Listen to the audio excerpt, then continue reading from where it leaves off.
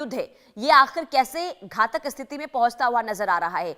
दरअसल आपको ये बता दें कि cluster bomb, ballistic missile, cruise missile, ये तमाम चीजें जो है जिसका इस्तेमाल इस वक्त होता हुआ नजर आ रहा है। क्लस्टर बम देखिए, क्रूज मिसाइल, एरो 3, इसके अलावा हाइपरसोनिक मिसाइल, कॉम्बैक्ट लेजर हथियार, इसका इस्तेमाल जो है इस वक्त जो ईरान है वो करता हुआ नजर आ रहा है। इसके अलावा देखिए, अगर हम अमेरिका की बात करते हैं, B-2 stealth bomber, suicide drones, ballistic missile, F-35 lightning, इसके अलावा लूकस, इन तमाम हथियारों का इस्तेमाल जो है हो रहा है, जो ये बता रहा है कि अगर इसी तरीके से इन घातक हथियारों का इस्तेमाल होता रहा तो हो सकता है कि और भी ज्यादा तबाही की तस्वीरें जो है अलग अलग हिस्सों से निकलकर सामने आए। क्योंकि ये जो हथियार है, खास करके क्लस्टर बम की हम बात करते हैं, क्योंकि ईरान की तरफ से देखिए इसी का इस्तेमाल किया गया था इजराइल पर हमला करने के लिए, और इस क्लस्टर बम से एक साथ जो है कई हमले हो सकते हैं, कई बमों की बौछार हो सकती है। और ऐसे में अगर एक बार ये छोड़ा जाता है तो ऐसे में बहुत ज्यादा तबाही जो है एक साथ हो सकती है, और ऐसे में ये काफी घातक माना जाता है। और क्रूज मिसाइल देखिए, लंबी दूरी की ये मिसाइल है,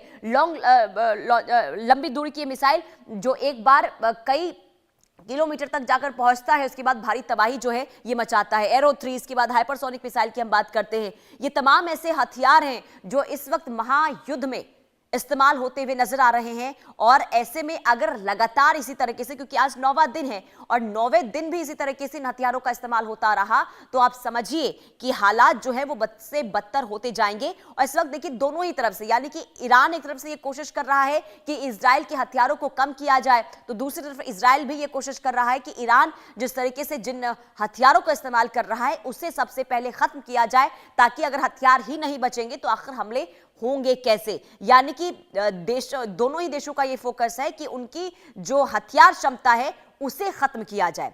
जैसे जैसे देखिए युद्ध के दिन बीतते जा रहे हैं, ईरान और ज्यादा आक्रामक होता हुआ नजर आ रहा है, उसी आक्रामकता के साथ इस वक्त हमले करता हुआ नजर आ रहा है।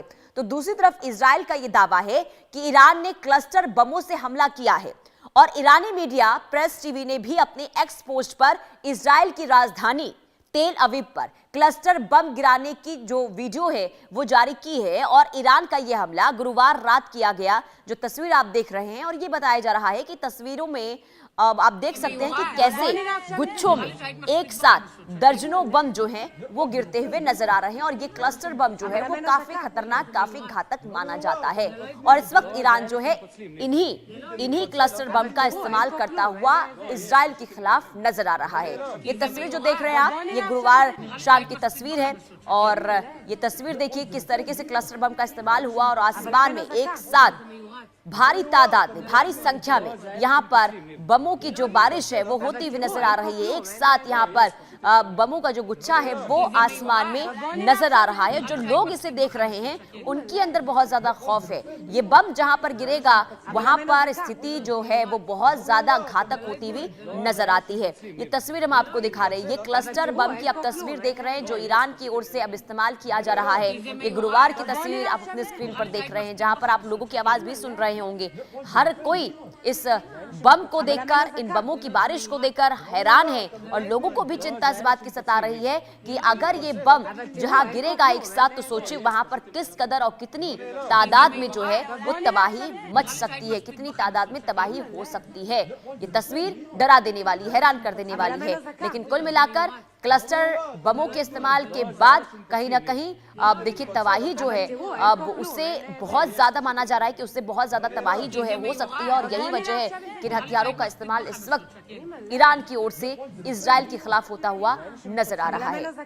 तो कुल मिलाकर देखिए ये जो क्लस्टर बम है जो ईरान इस्तेमाल कर रहा है इस वक्त, क्या होता है इसे भी समझना बहुत ज्यादा जरूरी हो जाता है, किस तरह से तबाही मचता है। आपको बताते हैं कि क्लस्टर बम को गुच्छों की शक्ल में आखिर आसमान से टारगेट वाली जो जगह है वहां पर कैसे ये गिरते हैं। और ये एक ऐसा हथियार है जो एक बड़े धमाके की बजाय छोटे छोटे दर्जनों या फिर सैकड़ों बमों को एक साथ एक बड़े इलाके में फैला देता है। इसे फाइटर जेट से आसमान से गिराया जाता है, या फिर जमीन से मिसाइल या फिर तोप के जरिए भी इसे दागा जा सकता है। क्लस्टर बम कैसे काम करता है वो हम आपको ग्राफिक्स के जरिए बताते हैं। दरअसल देखिए बड़े कंटेनर या फिर